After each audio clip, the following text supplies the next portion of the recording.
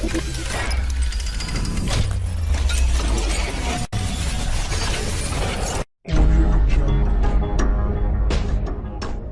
minnu tɛ sɛgɛn n'aw tɛ ɲina aw bɛ k'an si su ani tile Mali kunnafoni TV.net sanfɛ an ka foli b'aw ye dante foli min na ko ni aw ka jamukan sigilen musoya jamukan aw bɛ min si chaque mercredi à partir de 18h Mali kunnafoni.net sanfɛ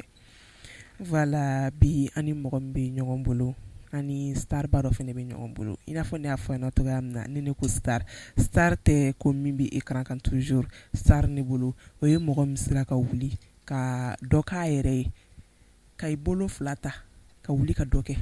min ma sigi k'a bolo fila da sen kan min wulila k'i jɔ k'a tɛ to ne na ne bolo o de star ye voilà o mɔgɔ cɛsirilenba dɔ b'an bolo bi an n'a bɛna masala min bɛ a fɛnɛ bolo ka ɲɛsin musoya hukumu kɔnɔna ma a bɛ n'o jira an na a bɛ n'o fɔ an ɲɛna ma chérie ça va? Oui ça va. K'o ka ɲi Dɔɔni. i m'a dɔn i ka fiɲɛjini ka ɲi sa ani sourire. Merci. Ok sani an ka taa ɲɛfɛ i b'i tɔgɔ ani jamu i b'o fɔ an lajɛbagaw ɲɛna ani i sigiyɔrɔ. Ok ne tɔgɔ Kadisa Sango mais bɛɛ bɛ n dɔn Inash de la ne sigiyɔrɔ bɛnnen bɛ Korofina ma Korofina Nord. D'accord Kadisa pourquoi pas Kadija ou a bɛɛ de ye kelen ya? Kadisa Kadija a bɛɛ de ye kelen ye mais comme sigiyɔrɔw quoi o de b'a kɛ. Donc i ko k'i dɔlen don Inash. D'accord star koyi ok Kadi ne bɛ taa ni Kadi ye ko mɔgɔ nɔgɔ dɔn Problème foyi t'a la. voilà Kadi bɛ mun baara de kɛ? Ok Kadi tɛ baara kelen kɛ ne yɛrɛ ye école de santé de kɛ donc tilal'o la bon comme bɛɛ bɛ Mali baarako cogoya dɔn n bɛ baara kɛ tonton Bayi fɛ yen Africa Show la an ka cɛkɔrɔba o kɔfɛ n bɛ maquillage fana kɛ sisan voilà. D'accord sani an ka tɛmɛ ko tonton Bayi ka foli belebele b'an ka nin kɛnɛ kan walayi an ka cɛkɔrɔba ɲuman. D'accord ala ka ɲɛmɛ a la. Amina yarabi. Voilà sisan i ko k'i bɛ maquillage de kɛ maquillage sani an ka don hukumu kɔnɔna la comme jamukan yɛrɛ tɔgɔ musoya pour toi e yɛrɛ fɛ musoya ye mun ye? Bon musoya yɛrɛ ye labɛnni ye fɔlɔ musoya tɛ taga o kɔ ani muɲu ani sabali. D'accord ne fɛ o ye musoya ye. Donc e bɛ se k'i ka musoya décrit o de kɔnɔna la voilà i n'a fɔ a y'a décrit cogoya min na musoya ye fɛn min ye ko caman b'a kɔnɔ bɛɛ n'a hakilina de don bɛɛ n'i ka faamuyali de don o de y'i ka faamuyali ye wa i ka faamuyali man dɔgɔ exactement i ye min fɔ o de don voilà sisan e bɛ i ko k'i bɛ maquillage de kɛ an bɛ taa n'o kanali ye e ka maquillage tout d'abord baara in nafa jumɛn de bɛ se musoya kɔnɔna ma? Bon baara in nafa caman bɛ se musoya kɔnɔna la parce que maquillage dabɔra ɲa de kama donc n'i y'a mɛn musoya yɛrɛ o ye ɲa de cɛɲa ani parili n'i pari cogo o cogo n'i ma maquillage dɔɔni k'i la a cɛ man ɲi voilà. Changement bɛ dɔn i n'a fɔ i sigicogo filɛ cogoya min na mais an bɛ dɔw ye olu mana maquiller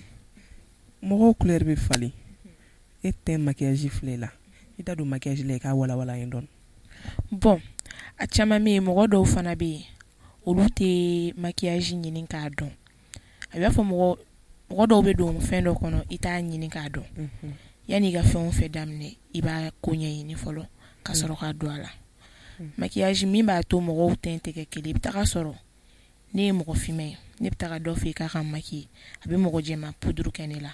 bon o de bɛ na ni o ye. D'accord o faamuna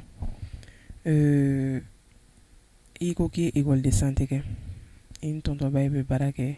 d'abord i bɛ mun kelen de kɛ tonton Bayi ka canal la? N ye coordinatrice de ye artistes bɛ passer ne de fɛ yen ka sɔrɔ ka yɛlɛ scène sanfɛ. D'accord ok maquillage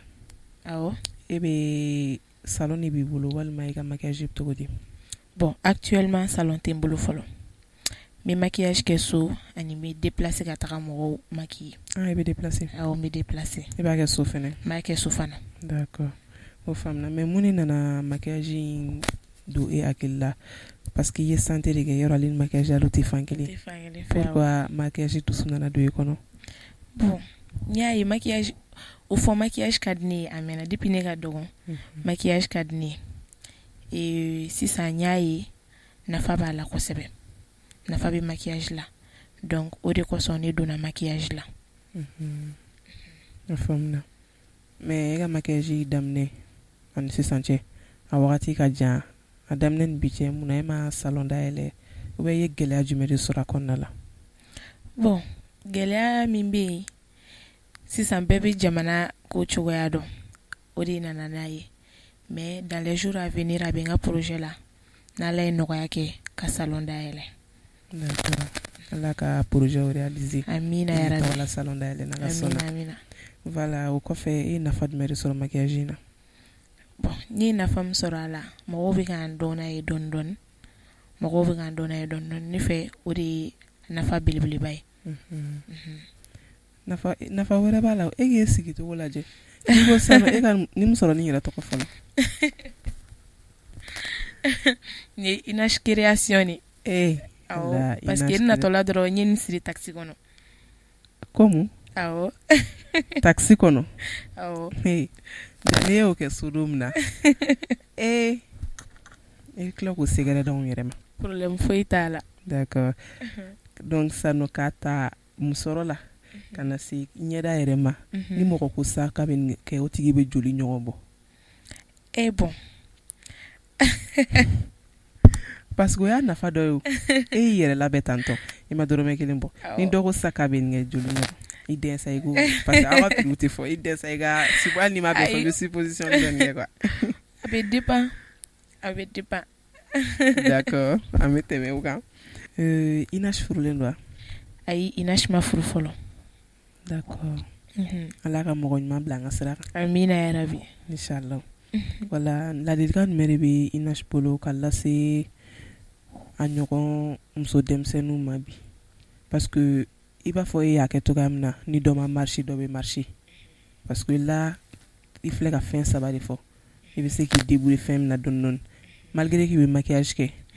i ni tonton bɛɛ bɛ baara kɛ donc hali sini ni santé fɛnɛ baara dɔ nana i bɛ se ka wuli k'o kɛ donc i filɛ ka sira saba de tagama ɲɔgɔn fɛ munna e ma i sigi ko fo n ka santé baara sɔrɔ courage de y'a kɛ donc ladilikan jumɛn de b'i bolo ka lase i ɲɔgɔn muso denmisɛnninw ma ok ladilikan min bɛ ne bolo ka lase ɲɔgɔn muso denmisɛnninw ma an bɛɛ ka wuli ka dɔ kɛ an yɛrɛ ye parce que la an bɛ ka taga stade min kan mɔgɔ si tɛ se ka mɔgɔ si ta bi a mana kɛ cogo o cogo an fa an parents bɛ se ka dɔ de k'an ye u tɛ se k'a bɛɛ k'an ye u se ye min ye u b'o de k'an ye donc an ka wuli an ka dɔ kɛ an yɛrɛ ye an k'an jija n'i sera ka dɔ k'i yɛrɛ ye dans les jours à venir i b'a nafa sɔrɔ o de bɛ ne bolo voilà tiɲɛna i n'a fɔ a y'a fɔ cogoya min na a tɛ tɛmɛ nin kan an parents bɛ dɔ de k'an yɛrɛ ye parents bɛ dɔ de k'an ye mais u tɛ se k'a bɛɛ k'an ye don dɔ bɛ na n'Ala ye si d'an bɛɛ ma u bɛ sɛgɛn o wagati o b'a sɔrɔ e min ye dusu ta ka wuli ka dɔ kɛ fo i ka se ka mɔnɛ b'u fɛn la don dɔ la u k'a dɔn an y'a kɛ nin den ye hakili bɛ nin den na a fɛnɛ bɛ ka se ka kɛ o ye parce que Inash bɛ a parents ka so actuellement n'Ala ye furu fɛnɛ nɔgɔya ye ne bɛ na adresser ne ni ɲɔgɔnnaw fɛnɛ la o yɔrɔ la sigi tɛ mɔgɔ sɔn parents tɛ se k'a bɛɛ kɛ cogoya min na n'i taara furuso la cɛ fɛnɛ tɛ se k'a bɛɛ kɛ cogo kelen na i cɛ mana k'i fɛ cogo o cogo a bɛ dɔ de d'i ma mais a tɛ se ka bɛɛ d'i ma donc Ala ka faamuyaliko ɲuman d'an bɛɛ ma amina yarabi voilà conseil faamuna sisan folikan jumɛn de bɛ e bolo ka lase an filɛlibagaw ma ani ka clients ma ok folikan min bɛ ne bolo ka lase an filɛlibaga bɛɛ ma n bɛ bɛɛ lajɛlen fo dan tɛ foli min na bɛɛ tulo b'i la ok